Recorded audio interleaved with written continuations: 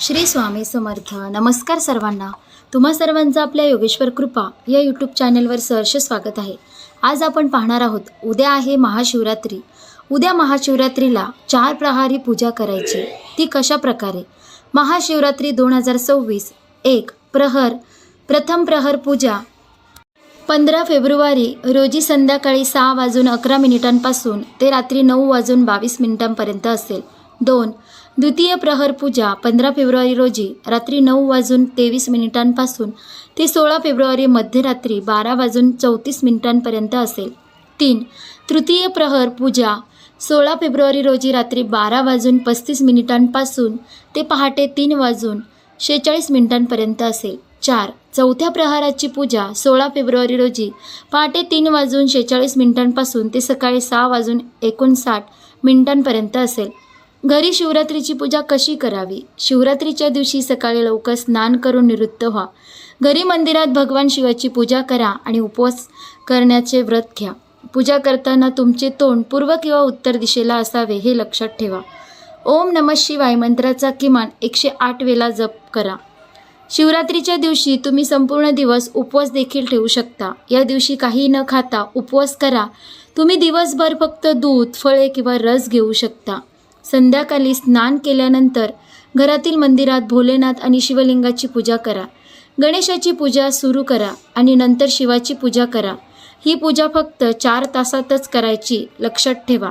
भगवान शिव यांची पूजा फळे, फुले, चंदन, बिल्वपत्र, धतुरे, धूप आणि दिव्यांनी करावी. शिवलिंगाला दूध, दही, तूप, मध आणि साखरेपासून बनवलेल्या पंचामृताने वेगवेगळे स्नान करावे आणि नंतर ते एकत्र मिसळावे आणि नंतर पाण्याने अभिषेक करावा.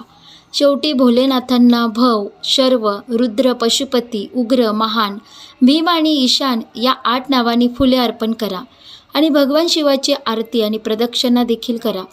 यंदा महाशिवरात्री 15 फेब्रुवारी रोजी साजरी होणार आहे. महाशिवरात्रीच्या दिवशी पूजा केल्याने घरातील वास्तुदोष दूर होतात. अशा परिस्थितीत महाशिवरात्रीच्या दिवशी वास्तुदोष दूर करण्यासाठी कोणते उपाय केले जाऊ शकतात हे आपण जाणून घेणार आहोत. माघ वद्य चतुर्थीला वर्षातील सर्वात मोठी शिवरात्री साजरी केली जाते. तिलाच आपण महाशिवरात्री असे म्हणतो. या दिवशी मोठ्या उत्साहाने सर्वत्र महाशिवरात्री साजरी केली जाते. या दिवशी भगवान शिवासोबत पार्वतीची पूजा केली जाते. तसेच आपण केलेली पूजा महादेवापर्यंत पोचली तर इच्छित मनोकामना देखील पूर्ण होते, अशी भाविकांची श्रद्धा आहे. यासाठी शिवलिंगावर दूध, चंदन, भस्म, भांग, धोत्र्याची फुले इत्यादी अनेक गोष्टी अर्पण केल्या जातात. या पूजेला जोड द्यायची आहे एका उपासनेची, जेणेकरून त्या उपासनेच्या प्रभावाने आपले वास्तुदोष मिटतील. ती उपासना कोणती हे जाणून घेऊया. यंदा महाशिवरात्री 15 फेब्रुवारी रोजी साजरी होणार आहे. महाशिवरात्रीच्या दिवशी पूजा केल्याने घरातील वास्तुदोष दूर होतात. अशा परिस्थितीत महाशिवरात्रीच्या दिवशी वास्तुदोष दूर करण्यासाठी कोणते उपाय केले जाऊ शकतात हे आता आपण जाणून घेऊया. महाशिवरात्रीचे उपाय. महाशिवरात्रीच्या दिवशी शिवाला अभिषेक करून जलाधारीचे पाणी घरी आणावे. यानंतर ओम नमः शांभवायच मायोभवाच नमः शंकरायच या मंत्राचा जप करत ते तीर्थ घरभर शिंपडावे. असे केल्याने घरातील नकारात्मक ऊर्जा नष्ट होते आणि घरामध्ये आनंदाचे वातावरण निर्माण होते. एकाच घरात आपसी कलह, रोगराई किंवा इतर समस्या असतील तर त्या दूर करण्यासाठी घराच्या ईशान्य दिशेला रुद्राभिषेक करणे शुभ असते.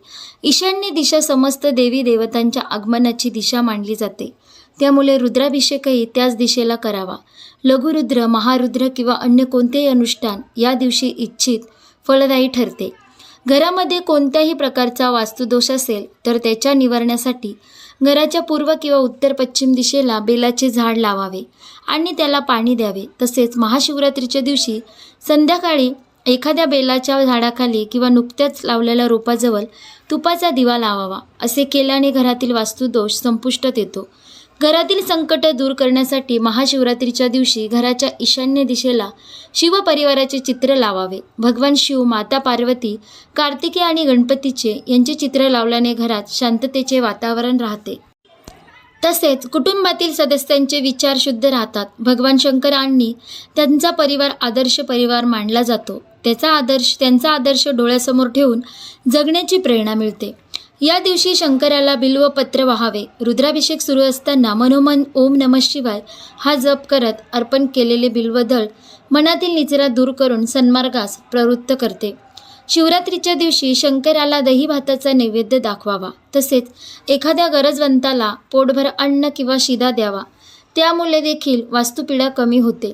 हिंदू धर्मात प्रत्येकजण आपापल्या श्रद्धेनुसार देवी देवतांच्या मूर्तीची पूजा करतो. वेदव्यास लिखित शिवपुराणाच्या 16व्या अध्यायात मूर्तीपूजा आणि शिवलिंग पूजेशी संबंधित अनेक माहिती दिली आहे. याशिवाय शिवलिंग बनवून त्यांची पूजा करण्याचे फायदेही सांगितलेले आहेत. शिवपुराणानुसार जर तुम्ही शिवलिंग किंवा कोणत्याही देव किंवा देवीच्या मातीच्या मूर्तीची पूजा केली तर तुमची उपासना फळदायी तर होतेच, पण तुमच्या मनोकामनाही पूर्ण होतात. शिवपुराणानुसार मूर्ती बनवण्यासाठी नदी, तलाव, विहीर किंवा पाण्याखाली माती घेऊन त्यात सुगंधी द्रव टाकून शुद्ध करावे.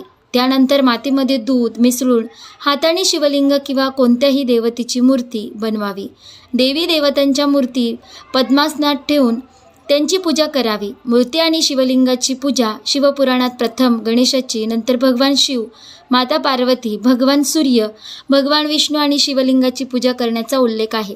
मनोकामना पूर्ण करण्यासाठी 16 उपायांनी केलेली उपासना फळदायी ठरते.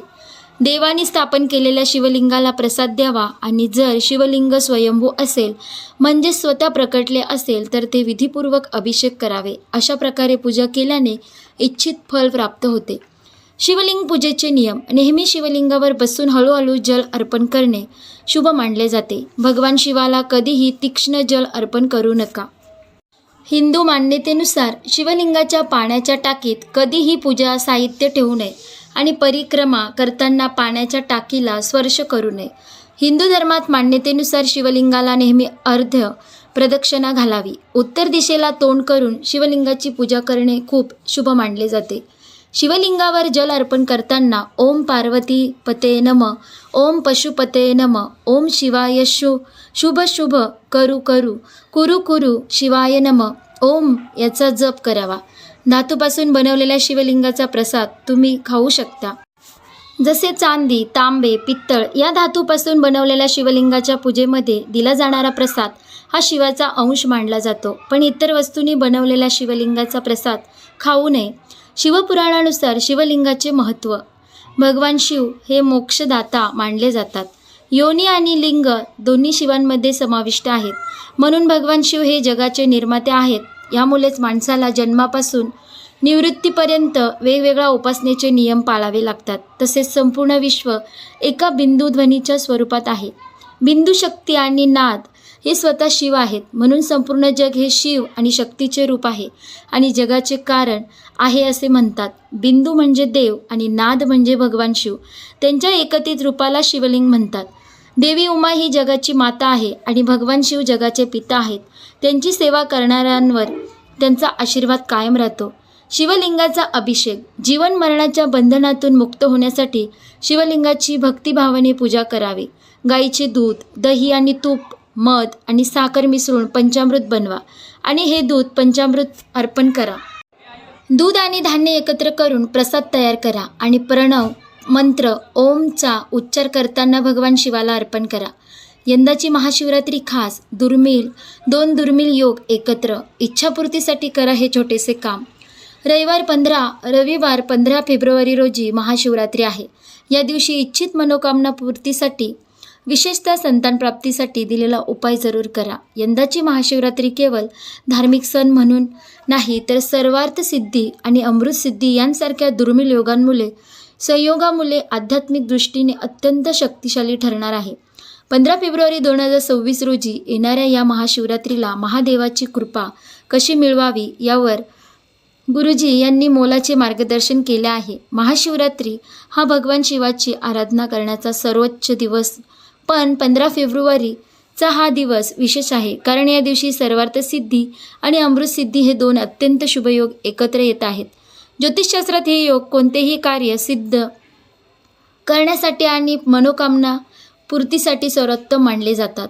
गुरुजी सांगतात की महादेव एरवी ध्यानमग्न असतात, परंतु महाशिवरात्रीच्या या पवित्र मुहूर्तावर ते आपल्या भक्तांसाठी ध्यानावस्थेतून बाहेर येतात. या दिवशी शिव अत्यंत जागृत अवस्थेत असतात. त्यामुळे भक्तांनी केलेली थोडीशी सेवा आणि आर्तसात थेट महादेवांपर्यंत पोचते.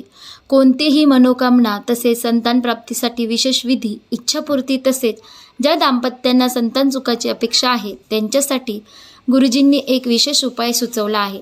1. स्नान आणि संकल्प. सकाळी लवकर उठून स्नान करून स्वच्छ वस्त्र परिधान करावीत. 2.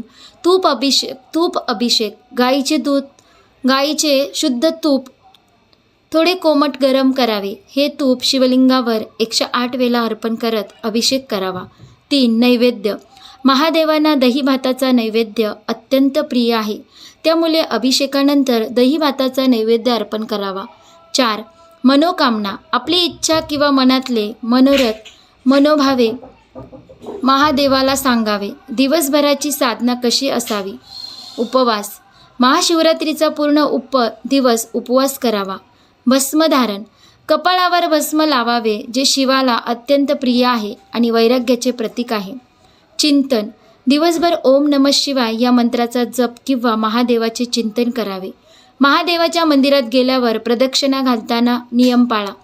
अन्य मंदिरातील प्रदक्षिणा आणि महादेवाच्या मंदिरातील प्रदक्षिणा यामध्ये एक महत्त्वाचा फरक आहे.